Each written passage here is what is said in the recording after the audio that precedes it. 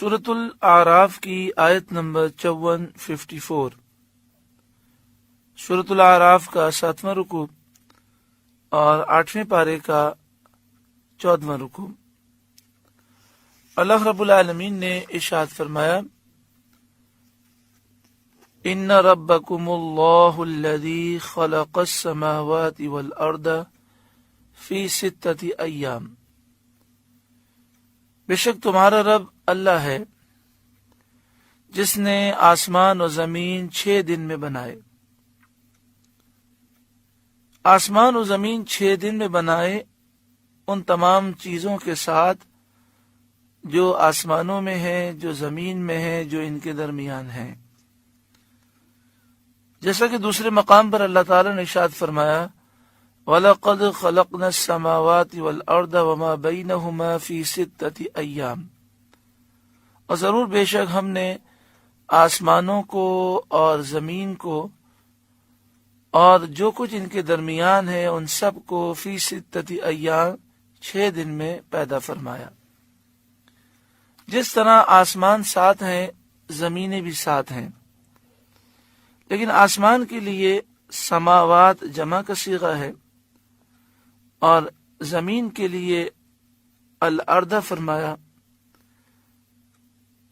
اس کی حکمت یہ ہے کہ آسمان جو 7 ہیں، یہ ایک آسمان اور دوسرے آسمان کے درمیان فاصلہ ہے، اور اس فاصلے کو اس طرح بیان کیا گیا احادیث طیبہ میں کہ زمین سے پہلے آسمان تک فاصلہ اتنا ہے کہ اگر کوئی گھوڑا 500 برس تک دوڑتا رہے تو جو وہ فاصلہ طے کرے گا اس سے بھی زیادہ فاصلہ زمین اور آسمان کے درمیان ہے۔ پھر جو پہلے آسمان کی اور ہر آسمان کی موٹائی ہے وہ بھی 500 برس کی مسافت سے زائد ہے، اور ہر آسمان کے درمیان جو فاصلہ ہے وہ 500 برس کی مسافت سے زیادہ ہے۔ اس طرح یہ ہزاروں سال کی مسافت پر پھیلے ہوئے آسمان ہیں۔ لیکن زمین کا تعلق اس طرح ہے کہ زمین 7 ہیں لیکن ایک کے اوپر دوسری زمین ہے۔ اس کی مثال حضرت مفتی احمد یار خان نعیمی علیہ رحمہ اس طرح بیان فرماتے ہیں، جیسے مثال کے طور پہ پیاز ہے، تو پیاز آپ دیکھیں وہ گول ہوتی ہے، اگر پیاز کو آپ کھولیں تو ایک پرت کے اوپر دوسری پرت ہوتی ہے، تو اس طرح 7 زمینیں ہیں اور ایک زمین کے اوپر دوسری زمین ہے۔ اللہ تعالیٰ نے 6 دن میں آسمان و زمین کو پیدا فرمایا۔ 6 دن سے کیا مراد ہے؟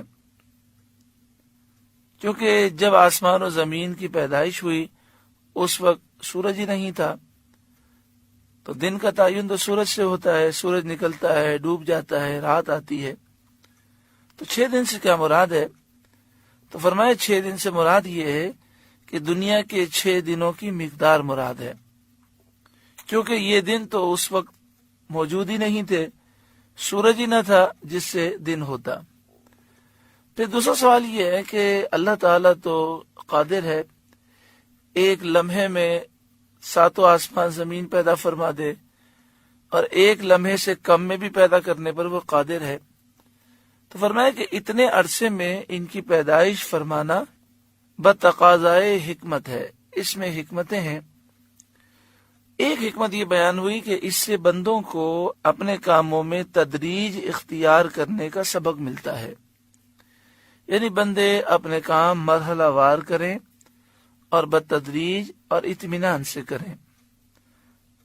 بعض مفسرین نے فرمایا اس میں یہ درس ہے، یہ تعلیم ہے۔ ثم استوى علی العرش، پھر عرش پر استوا فرمایا جیسا اس کی شان کے لائق ہے۔ استوا کا لفظی معنی ہوتا ہے جا کر ٹھہر جانا۔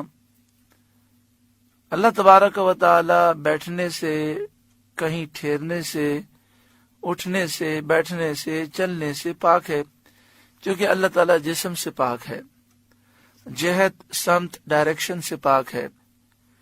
تو پھر یہاں کیا معنی ہے؟ تو چونکہ جب اس کے معنی ہمیں معلوم نہیں ہے تو اعلیٰ حضرت امام اہل سنت نے اس کے ترجمے میں استوا کا ترجمہ ہی نہیں فرمایا۔ ثم استوى علی العرش، پھر عرش پر استوا فرمایا۔ اور آگے اعلی حضرت امام اہل سنت نے ترجمے میں یہ لکھا جیسا اس کی شان کے لائق ہے، جو اس کی شان کے لائق ہے وہ یہاں معنی مراد ہے۔ یہ استوا متشابہات میں سے ہے۔ متشابہات کا مطلب یہ ہوتا ہے کہ ہمارا یہ ایمان لانا ضروری ہوتا ہے کہ اس کی جو مراد ہے میرا اس پر ایمان ہے، مگر اس کی مراد اللہ جانتا ہے اور اللہ کی عطا سے اس کے محبوب جانتے ہیں۔ یہ راز الہی ہے جو ہم نہیں جانتے، ہم اس پر ایمان لاتے ہیں کہ اللہ کی اس سے جو مراد ہے حق ہے۔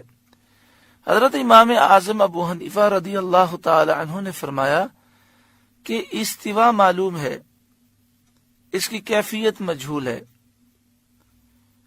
اور اس پر ایمان لانا واجب۔ اعلی حضرت امام اہل سنت نے فرمایا اس کے معنی یہ ہیں کہ پیدائش کا خاتمہ عرش پر جا ٹھہرا، واللہ اعلم باسرار کتابہ، اللہ خوب جانتا ہے، سب سے زیادہ جانتا ہے اپنی کتاب کے رازوں کو، اسرار کو۔ یعنی اعلی حضرت امام اہل سنت فرماتے ہیں کہ زمین کی پیدائش ہوئی، آسمان کی پیدائش ہوئی، ان کے درمیان ساری چیزوں کی پیدائش ہوئی، اور یہ پیدائش کا سلسلہ عرش پر جا ٹھہرا۔ پیدائش کا جو سلسلہ تھا اس کا اختتام عرش پر ہوا۔ یہ ایک اس کی تعویل ہے۔